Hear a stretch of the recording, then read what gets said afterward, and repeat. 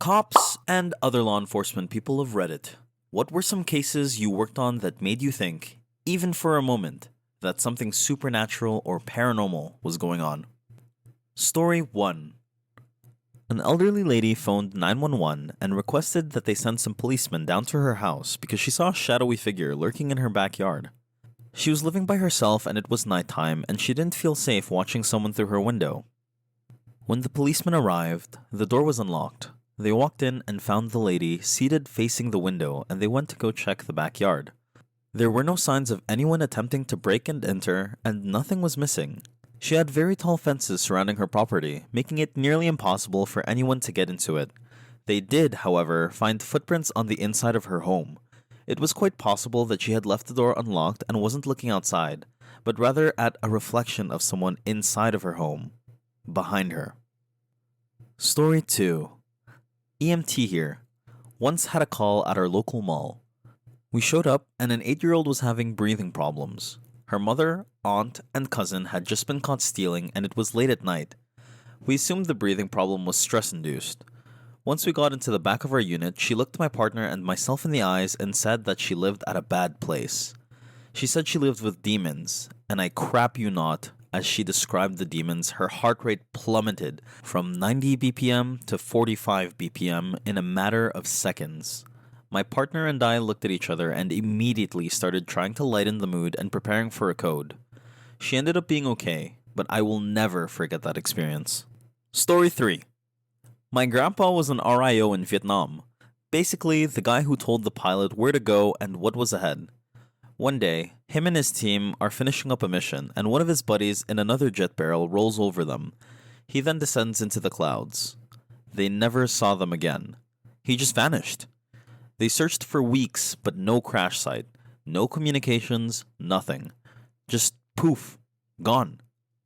Story 4. This is unexplained and probably just a coincidence, but I still never mention it to my coworkers. I spent some time as a homicide investigator. We would respond to all apparent suies and investigate them just to make sure it wasn't a homicide. Usually, we determined the motive for sui and found a note or other indicator that the person ended themselves. One guy just taped a note to his chest that said, "Happy now, but..." and made sure his wife found him after he hanged himself.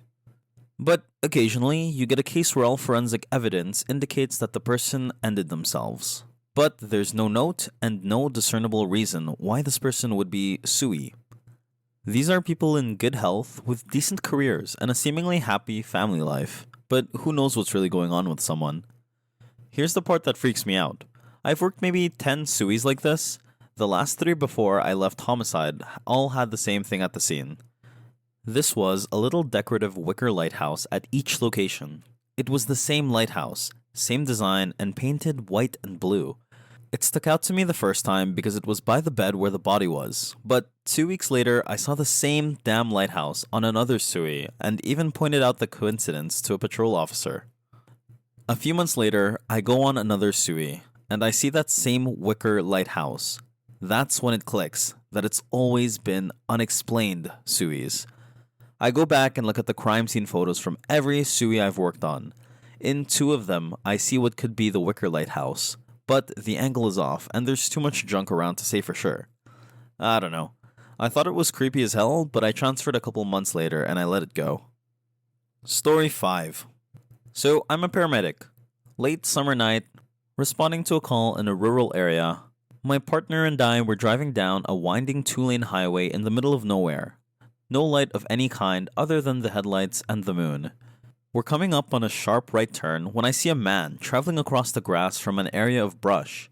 He's moving very quickly and smoothly as if hauling ass on a bicycle. No up and down motion like running. Obviously, I'm pretty confused about a hillbilly on a bike in the middle of the night, but not surprised. He comes to a tree and stops. It's about this time we're driving by him. I look at the window and see a man standing next to this tree with no bike or anything in sight. Just standing there, staring at the truck passing by. My hair is standing up. We continue towards the call and I ask my partner if he had seen that guy. His response is, "Man, I thought I was crazy." Story 6. I was an EMT for a while. We got a call about someone who was riding their bike at a breakneck speed when they hit a car head first without a helmet. We went over immediately. Despite the fact that it was broad daylight and we were in the middle of suburbia on a Saturday, nobody even came to check on this poor guy. Seriously, the streets were empty. Usually a massive crowd gathers around violent accidents like this. So his skull was pretty much smashed in and he was unresponsive. It was the worst head injury I'd ever seen. We assessed that he had a major skull fracture, a concussion, and he was bleeding profusely. He was also missing teeth and had a minor road rash, but fortunately, he wasn't missing much skin. To give you an idea of how bad it is, this was the kind of injury that most people don't survive. If you did survive, you'd basically be a crippled vegetable. Normally, we would have moved him off the road, but when someone has a head or neck injury, that isn't very safe. My partner, who was also training me as I was still kinda new, went to check his pulse while I began to unload our gear. He crouched down, felt for a pulse for a while, and then stood up and opened his mouth to say something. Suddenly, the guy effing jumped up. He didn't use his arms to pick himself up. He just effing jumped to his feet. He startled the two of us. He looked at us, smiled, and attempted to grab his bike. We tried to stop him, but we didn't exactly want to wrestle him to the ground given his condition. He gets away from us and bolts into the woods without his bike.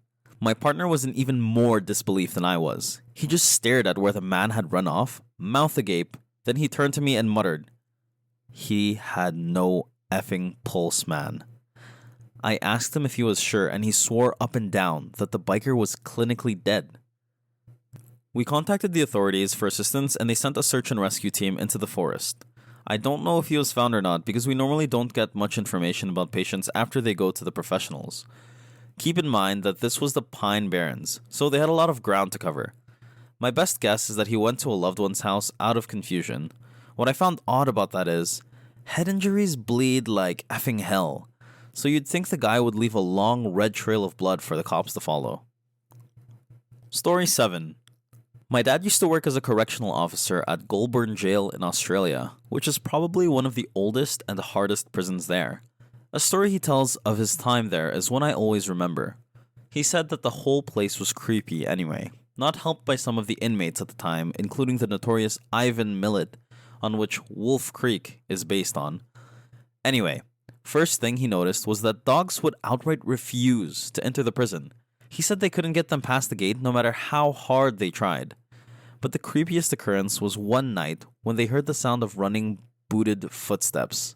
Everyone was in their cell, so they couldn't figure out what was causing it. Next thing, all the doors of the open and unoccupied cells on the top floor were banged shut, one after the other with loud clangs.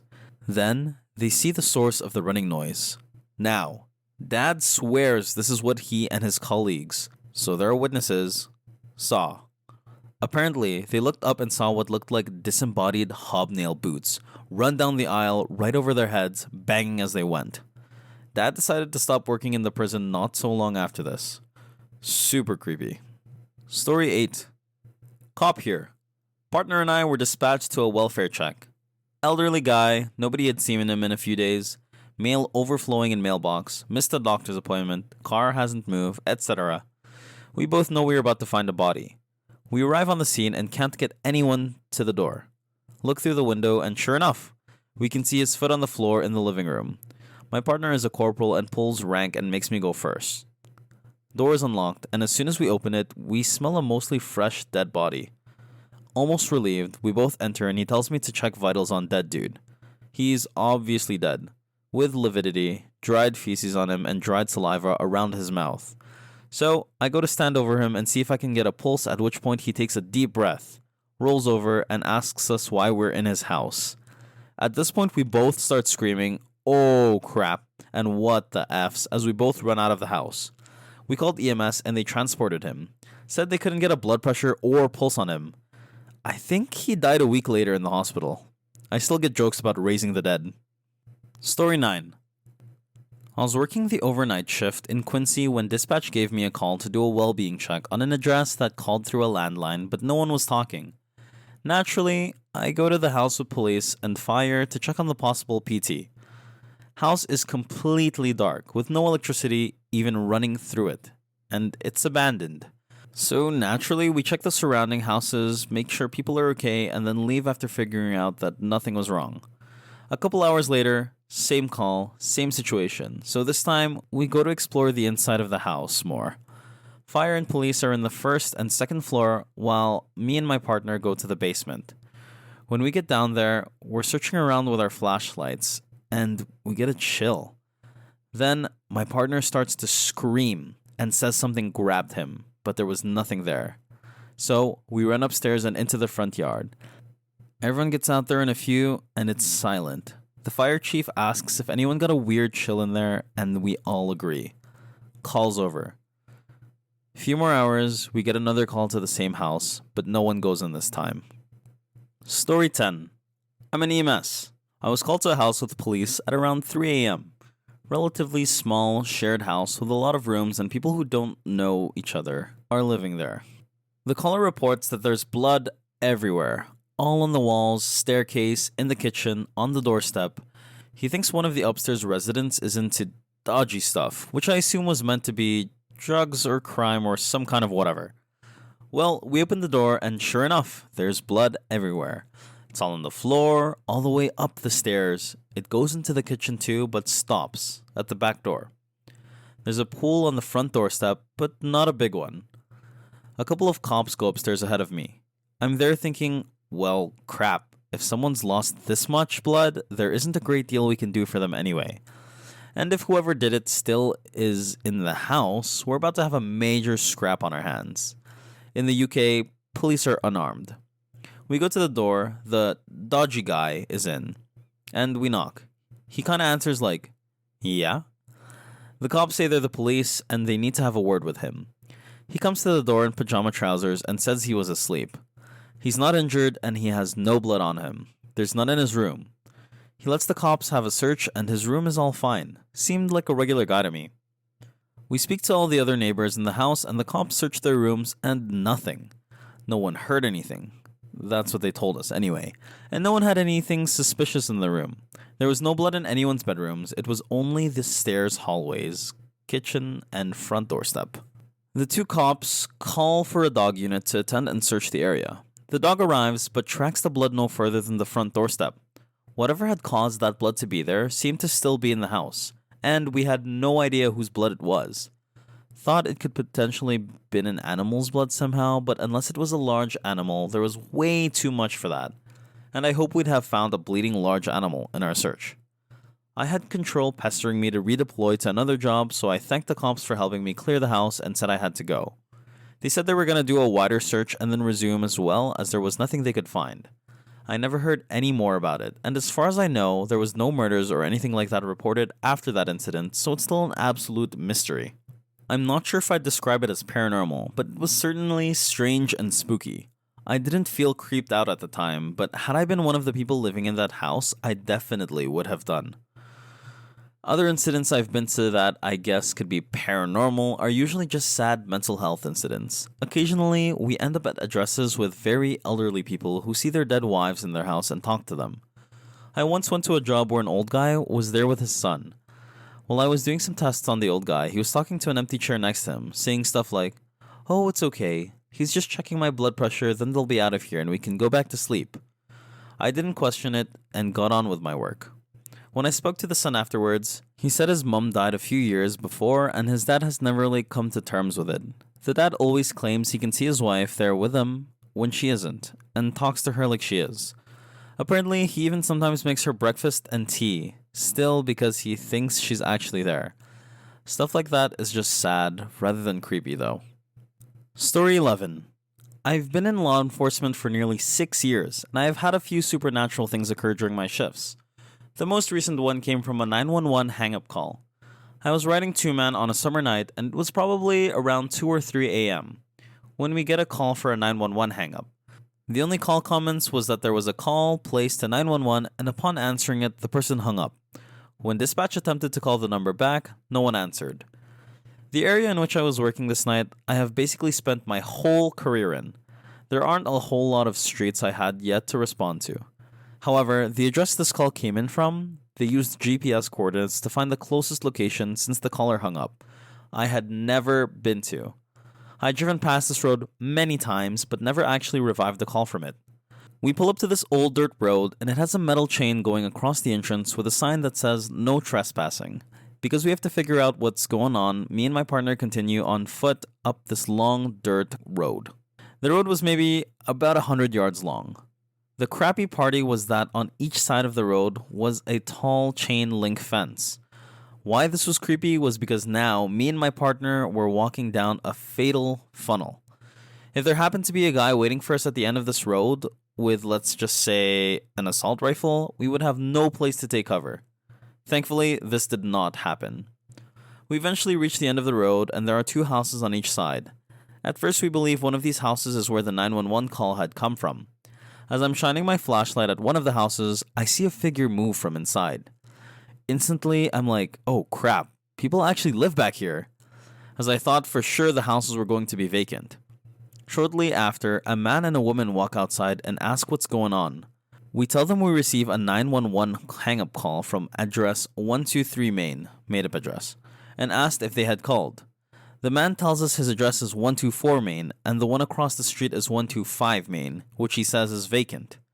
He proceeds to tell us that there is a 123 Main, which is basically in the middle of these tall weeds, forest-looking area, just to the north of his house.